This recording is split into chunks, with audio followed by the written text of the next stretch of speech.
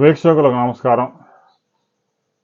భారతదేశంలో population trends మీద మనం గతంలో కూడా కొన్ని వీడియోలు చేసుకున్నాం. ప్రపంచంలో జనాభాలో నెంబర్ 1గా ఉన్న చైనాని ఒక తనుదండి భారతదేశం 2024లో ప్రపంచంలోనే అత్యధిక జనాభా కలిగిన దేశంగా రికార్డు సాధించింది. 2021లో జరగాల్సిన జనాభా లెక్కలు కరోనా కారణంగా వాయిదా పడిపోయాయి. జనాభా లెక్కలు జరగలేదు. అయితే ఐక్యరాజ్య సమితి అంచనాల ప్రకారం దేశంలో పెరుగుతున్న జనాభా వృద్ధి రేటును ఆధారంగా చేసుకొని కొన్ని శాంపిల్ సర్వేలు కూడా తీసుకొని 2024లో భారతదేశం ప్రపంచంలోనే అత్యధిక జనాభా కలిగిన దేశంగా ఐక్యరాజ్య సమితి ప్రకటించింది.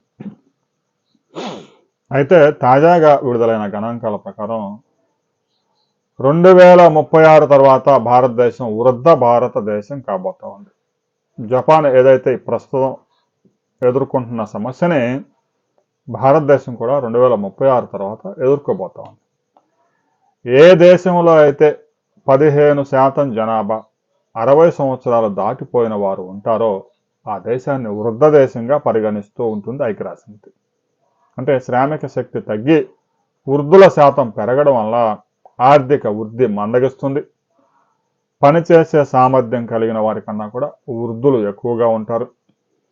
అనేక పరిశ్రమల్లో పనిచేయగలిగిన సామర్థ్యం కలిగిన యువత దొరకకపోవడం కూడా ప్రధాన సమస్యగా మారుతుంది. జపాన్లో అనేక ఇండస్ట్రీస్లో కష్టతరమైన పనులు చేసే పరిశ్రమల్లో మ్యాన్ పవర్ దొరక్క ఇండస్ట్రీస్ అన్ని మూతపడతాయి.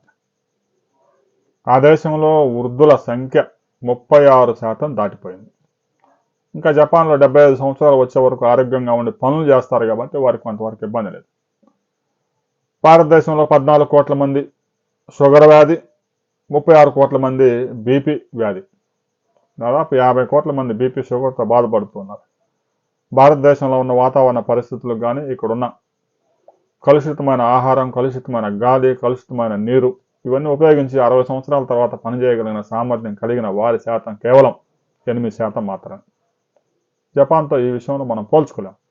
చైనాలో కూడా 72 సంవత్సరాలు వచ్చే వరకు యాక్టివ్గా పనిచేసుకుంటూ ఉన్నారు. వృద్ధ జనాభా 32% ఉన్నా కూడా చైనాలో కొంతవరకు ఇబ్బంది లేదు.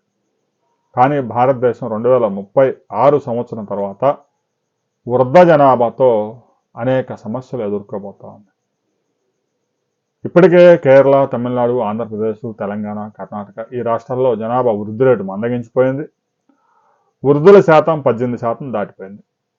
2036 నాటికి అగ్రస్థానంలో కేరళ 22%, ఆ తర్వాత ఆంధ్రప్రదేశ్, తెలంగాణ, తమిళనాడు, కర్ణాటక, హిమాచల్ ప్రదేశ్, పంజాబ్ రాష్ట్రాలు వృద్ధ జనాభాతో నిండిపోతూ ఉన్నాయి. 2036 తర్వాత ఒక బీహార్ మినహా భారతదేశంలో అన్ని రాష్ట్రాలు వృద్ధ రాష్ట్రాలుగా ప్రకటించబోతా ఉన్నారు. బీహార్లో మాత్రం కేవలం 10% మంది మాత్రమే వృద్ధులు ఉంటారు 2036 నాటికి. కారణం బీహార్లో 1980 నుంచి 2000 సంవత్సరం వరకు పుట్టిన జనాభా వృద్ధి 3.5% ఉంది. ఇప్పటికీ కూడా బీహారు, ఉత్తరప్రదేశ్ రాష్ట్రాల్లో సగటున ఒక్కొక్క కుటుంబం 2.9 మంది అంటే 3 పిల్లలు కంటా ఉన్నారు. కొంతమంది 6 కావచ్చు, కొంతమంది 2 కావచ్చు. కానీ దక్షిణాది రాష్ట్రాల్లో వృద్ధి రేటు, జనాభా వృద్ధి రేటు తమిళనాడు, ఆంధ్రప్రదేశ్, కేరళ, కర్ణాటక, తెలంగాణలో 1.2 నుంచి 1.5 వరకే ఉంది. అంటే మరణాల రేటు, వృద్ధి రేటు సమానం అయిపోయింది. జనాభా పెరుగుదల నిలిచిపోయింది. అందువల్ల వృద్ధులు పెరిగిపోతూ ఉన్నారు. రాబోయే రోజుల్లో శ్రామిక శక్తి దొరకడం కూడా కష్టమే. అయితే ఇప్పటికే 145 కోట్ల జనాభాతో భారతదేశం జనాభా దేశంగా నెంబర్ 1గా ఉంది. ఇంకా రాబోయే రోజుల్లో కూడా 2060 సంవత్సరం వరకు కూడా భారతదేశంలో జనాభా పెరిగే అవకాశం ఉందన్న అంచనాలు ఉన్నాయి. 170 కోట్ల జనాభా టచ్ అయిన తర్వాత ఆ తర్వాత తగ్గుతూ ఉంటుందట.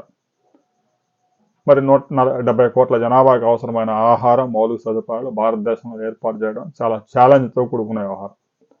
రాబోయే రోజుల్లో భారతదేశం ఈ వృద్ధ జనాభాని కూడా శ్రామిక శక్తిగా ఎలా డెవలప్ చేస్తుంది, వారి యొక్క ఆరోగ్యాన్ని పరిరక్షించడంలో ఎలాంటి చర్యలు తీసుకుంటుంది అనే వివరాలతో మరో వీడియోలో మనం కలుసుకుందాం.